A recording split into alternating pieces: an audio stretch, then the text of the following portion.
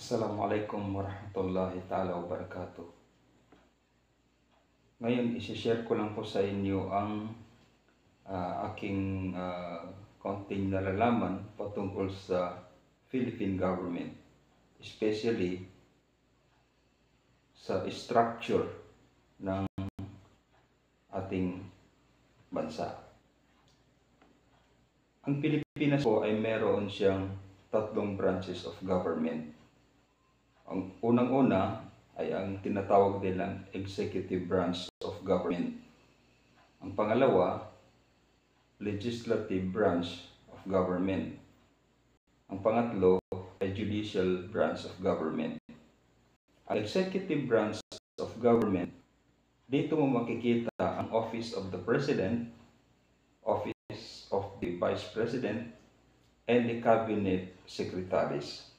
Ang Cabinet Secretaries, sila yung mga head of the different departments. Ang legislative branch of the government naman, makikita mo dito yung the Senate, which is the so-called the upper house, and the House of the Representatives.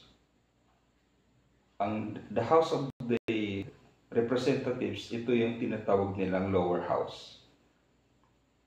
So, ang pangatlo, yung judicial branch of the government.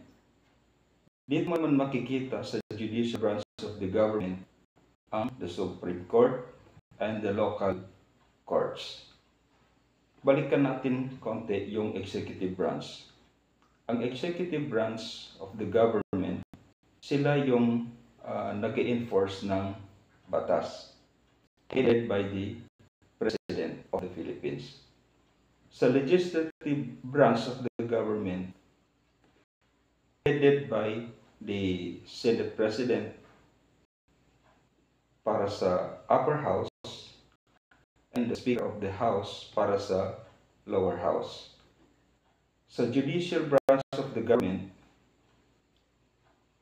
sila naman yung nag-interpret ng laws, or they hold the power to settle legal controversies.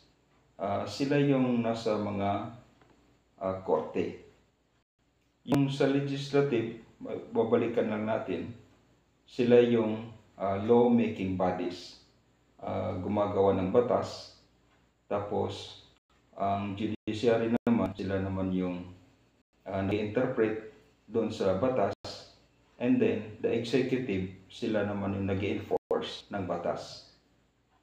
Sana makatulong po ang konting kaalaman na ito.